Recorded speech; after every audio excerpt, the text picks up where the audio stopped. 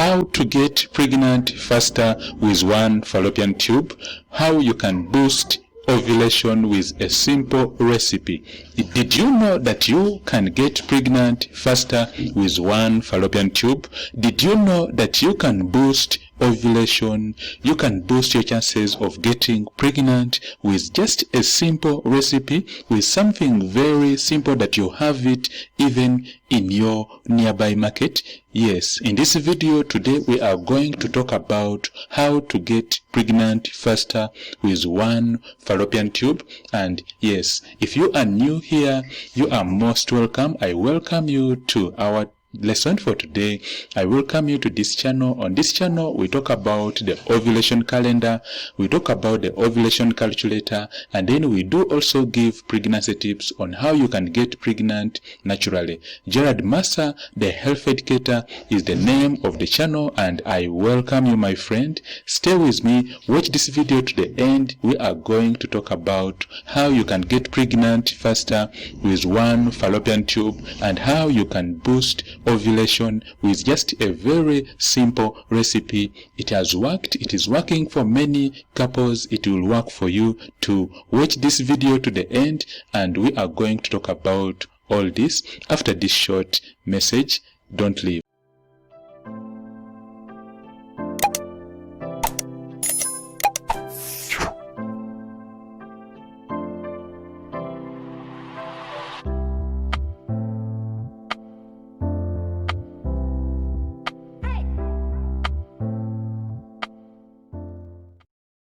Thank you, my friend, for staying around. We are talking about how you can get pregnant faster with one fallopian tube and how you can boost ovulation with just a simple recipe. So what is happening is that we shall begin by understanding the ovulation calendar. Whenever you would like to know, whenever you want to know the days you are most likely to get pregnant, remember you only have to count from the first day when you saw your periods. If you start seeing your periods on maybe the second day of this particular month, then remember you can easily get pregnant very easily. Thank you, my friend. So we are talking about how you can get pregnant faster by first of all understanding your ovulation calendar. The most important thing is that when you are calculating your ovulation day, you always have to begin from the first day when you have seen your menses. And then when you begin counting from the first day when you saw your menses, then there's going to be the 14th day. That is when you are actually going to be ovulating. So if you are a woman out there and you have a regular cycle, and even if your cycle is irregular, still you just have to pick out a particular month which is really okay, which has been consistent, and then you basically have to count from the first day when you saw your menses, count up to the 14th day. When we talk about your cycle or your menstrual cycle being regular, specifically we are talking about knowing that the menstrual cycle is divided into two phases. We have the follicular phase, and then we do also have the luteal phase. So when you have your periods on day 1, then you see your periods on day 2 and then day 3, what you need to do is basically count from the first day you saw your periods, that is day 1, and then count up to the 14th day. And on the 14th day, that is when you are going to be ovulating. That is when you are most likely to be ovulating. So what happens is that the 3 days leading to ovulation, during the 3 days leading to ovulation, there's a release of a hormone. This hormone is known as luteinizing hormone, also abbreviated as LH. This hormone stimulates the whole process of rupture. So what is happening is that when you see your menses on day 1, then there's going to be a release of a hormone known as luteinizing hormone, and this hormone is specifically responsible for the rupture of a mature Graafian follicle. A mature Graafian follicle is basically a mature egg. So when we take a look at this diagram, you realize that the whole of this is what we call the reproductive system. This is the reproductive system of a woman. It has actually several parts, but we shall talk about them in a nutshell. We have one ovary this side and then another ovary, and then we do also have the fallopian tubes, and then we do also have the fallopian tubes attached around here, and also these ligaments which support the ovaries.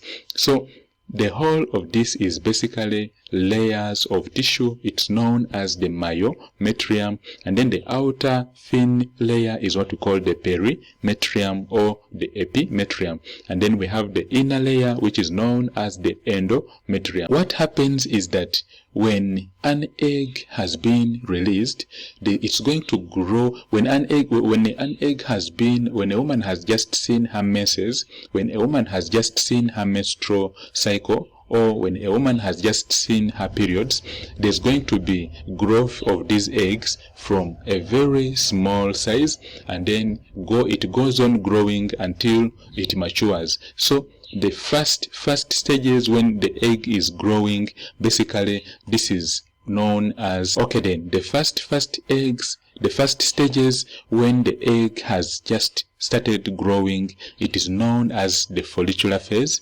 Follicular comes from the word follicle, whereby there's growth of a small egg. It goes on growing until it matures into a ripe egg known as the Graafian follicle. The whole process of maturation, the whole process of growth of this egg until it reaches this point of being very mature, ready to be released, this whole process is supported and it is stimulated by a hormone known as luteinizing hormone, working together with another hormone also known as estrogen. But luteinizing hormone is the most important hormone here. It plays a very big role in helping the maturation and then the rupture of this mature egg. When this mature egg ruptures, this is what we call ovulation, and normally there will be semen released, and this semen can come in, the male sperms can come in, and then they can meet around here, and then fertilization can take. So thank you once again, my friend. We are proceeding with the whole process of ovulation, and we have said that when the egg has been released on the 14th day, basically this is what we call the day of ovulation, or the day when you are most likely to get pregnant. But still, the 3 to 4 days leading to ovulation, still you can get pregnant. Having talked about this, we are going to answer our question: is it possible for a woman to get pregnant when they have only one fallopian tube? The answer is yes. It is very possible. The most important thing you have to do is you need to understand your ovulation calendar, and then also you need to understand that when the fallopian tube is not blocked,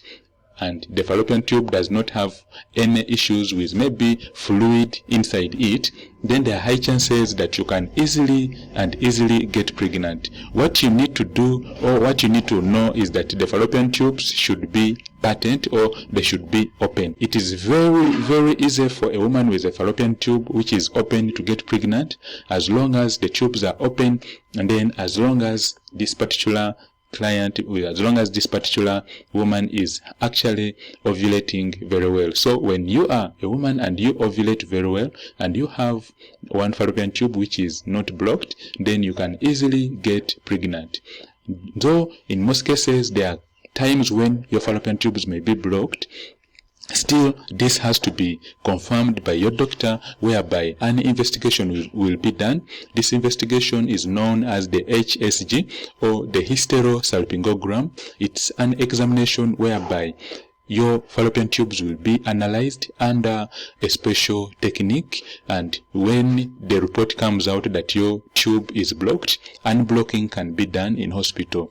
So we are talking about how to get pregnant faster with one fallopian tube, and how to boost ovulation naturally with just a simple recipe. And we have said that during the process of ovulation, as long as a woman is ovulating very well until the 14th day, she can always get pregnant faster naturally. And then the other most important thing is that you need to understand how your cycle runs. You need to understand that if you are a woman and you have a cycle that runs for 22 days, then the days you are ovulating are going to be between day 6 and day 10. And then if you are a woman and your cycle runs for 24 days, then the days of ovulation are on day 8 and day 12. All together until when you reach 45 days, still the days of ovulation are between the 26th and the 30th day. So having known all that about the menstrual cycle and then the calendar method, we are going to talk about one simple recipe that can help you get pregnant faster, and this is what we call citrus fruits. Citrus fruits are very, very important. It's actually very important because it contains lots of vitamin C, which is very important. It is very key in handling, and it acts as an antioxidant, and it basically works on free radicals in your body. But in fertility, in managing fertility cases, it actually boosts fertility because it contains a very important element. It contains a very important substance known as polyamine putrescine. Polyamine putrescine is very important because it has been known to boost egg quality, and then also it has been known to boost sperm quality. So if you are a woman, if you are a couple trying to get pregnant, make sure that you consume some citrus fruits because they do contain polyamine putrescine, and then also they do contain they actually contain vitamin C, but in this particular case the polyamine putrescine is very, very important because it boosts sperm quality, and then also it boosts egg quality. We have been talking about how to get pregnant faster with one fallopian tube, and we have said that you just have to make sure that the fallopian tube is not blocked, and then you should be ovulating very well. If you are not ovulating very well and the fallopian tube you have is actually blocked, then it may be a bit difficult to get pregnant faster. The other thing is that how to boost your ovulation basically faster. You basically have to go on and then take lots of citrus fruits because they do contain polyamine putrescine, and then also polyamine putrescine has been known to boost sperm quality and egg quality. According to a study which was done by Dr. Murphy, polyamine putrescine is known to boost sperm quality and egg quality.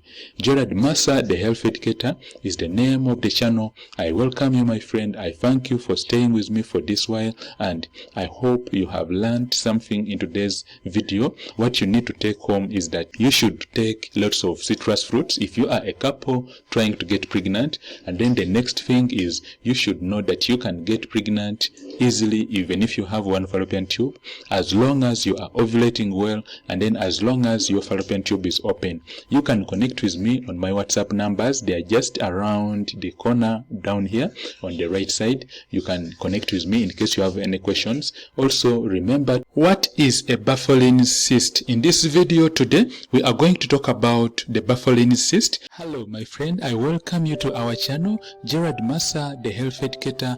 On this channel, we talk about the ovulation calendar. We do talk about the ovulation calculator, and we do answer all your questions in regards to women's health. Ask all your questions down below in the comments. I will answer all those questions personally. Remember to subscribe so that you watch new videos we release every day. I welcome you, my friend, for today's lesson. Welcome for today's lesson. Be attentive, watch the video up to the end, and you are going to benefit a lot. Would you like to get pregnant faster? Would you like to get pregnant naturally? Then this video is for you. By the end of this video, you are going to know what a baffling cyst is, and what is a baffling cyst, and how best it can be treated. So without further ado, we shall define a baffling cyst, and we shall say that a baffling cyst is called a duct cyst, and it is a fluid-filled sac just inside the opening of a woman's vagina. So what is happening is that when you are a woman and you have a small swelling which is filled with fluid just inside at the opening of your private parts, then this could be a Bartholin's cyst. So we are going to look at the symptoms of a Bartholin's cyst. You may feel a soft, painless lump. This does not usually cause any problems, but if the cyst grows very large, it can become noticeable and even uncomfortable. So you may also feel pain in the skin surrounding the vagina, that is the outer skin known as the vulva, when you walk. And then even when you sit down, and this pain increases when you have sex. So the first symptom is that you are going to feel a soft, painless lump, which is just at the opening of your vagina. The cyst can sometimes affect the outer pair of lips surrounding the vagina, known as the labia majora, and specifically one side may be very, very swollen. If the cyst becomes infected, it can cause a painful collection of pus, known as abscess, to develop in one of the Bartholin's glands. Signs of an abscess include the affected area becoming red, swollen, tender, and even hot. Remember to subscribe for new videos we release every day, and in this video today we are talking about the Bartholin's cyst. So if you are a woman and you have a high body temperature ranging from 37, 38, even going to 39, and you have a small swelling just at the opening of your private parts, then this could be a Bartholin's cyst. Remember, if the temperature is rising, it means that the infection, or it means that the swelling is becoming septic, or it is actually getting microorganisms multiplying and going into your bloodstream, and you should see your doctor immediately if you are a woman and you have a small swelling just at the opening of your private parts. So small Bartholin's cysts are sometimes found during a routine cervical screening test. This could be a test for cancer, but still your doctor or your midwife will see a small swelling just at the opening of your private parts. This examination may be carried out for another reason, but just as they are examining you for maybe cancer of the cervix, they may discover that you have what we call a Bartholin's cyst. Next is that you can also develop a lump in the area around your vagina, so the diagnosis has to be made by your doctor.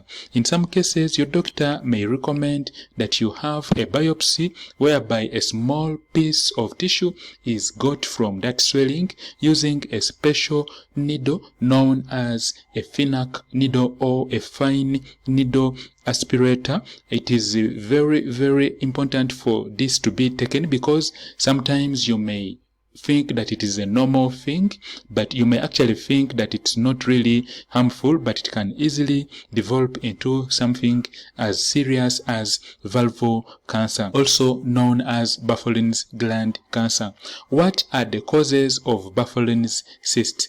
What are the causes of Bartholin's cysts? The Bartholin's glands are a pair of pea-sized glands found just behind either side of the lips of your vagina. So these are a pair of pea-sized glands, meaning that they are just around the size of pea, that is PEA. So they are just the size of that pea, and when I talk about pea, I'm meaning these peas which are actually cowpeas, these peas which are eatable. So Bartholin's glands are around that size, that is PEA. So what is happening is that the glands are not usually noticeable because they rarely become larger than 1 centimeter across. The Bartholin's gland secrete fluid that acts as a lubricant during sex. So the main function of the Bartholin's glands is that they secrete fluid that acts as a lubricant during sex. The fluid travels down tiny tubes called ducts into the vagina. If the ducts become blocked, they can fill with fluid and expand to form what we call a fluid-filled cyst, also known as the Bartholin's cysts. It is often not known why the ducts become blocked, but some cases are linked to STIs or sexually transmitted infections, for example, chlamydia, gonorrhea, and even other infections brought about by E. coli or Escherichia coli. How are Bufferlin's cysts treated? If you do not have noticeable symptoms, it's unlikely that you will need treatment. So in this video, we are talking about Bufferlin's cysts. We have talked about how they present. We've said that they are normally, they begin from the Bufferlin's glands, and the Bufferlin's glands are around the size of pea, that is PEA, cowpeas, and then normally when they get blocked, then when they do get blocked, then it means they are going to be filled up with fluid, and this is what we call the Bufferlin's cysts. If the cyst is painful, your doctor may recommend some simple self-care measures, such as soaking the cyst in warm water several times a day for 3 to 4 days, and taking painkillers you can buy from your pharmacy or a nearby hospital. If these painkillers do not help relieve, if you apply the warm compresses and then you do even take the painkillers like acetaminophen and they do not help, then several treatments are available to treat the Bufferlin's cysts. So it is very, very important that when you have a Bufferlin's cyst, you should be able to get treatment, and the best way of preventing Bufferlin's cysts is that you should practice safe sex. That is, you should use a condom whenever you have sex, and also you should be having sex with only one person who is trusted. Thank you once again, my friend, for watching our video. Gerald Massa, the Health Educator, is the name of the channel, and in this video today we have talked about the Bufferlin's cysts, and we have said that these are swellings which become of the Bufferlin's glands, and normally they happen due to blockage. I welcome you, my friend. Thank you for watching today's video. Remember to subscribe if you are new here. Remember to check our videos. Tomorrow we shall be releasing more videos at exactly 17 hours. Thank you for today's lesson, and have yourself a fantastic and healthy day. Bye-bye. Thank you, my friend, for attending today's lesson. I hope you have learned something, and please, if you have any questions in regards to what we've just discussed, leave your questions in the comments. Ask me your questions. I will answer all your questions. On this channel, Gerald Massa, the Health Educator, I talk about women's health. Have yourself a fantastic and healthy day, and may God bless us all. Bye-bye. To subscribe for new videos we release every day.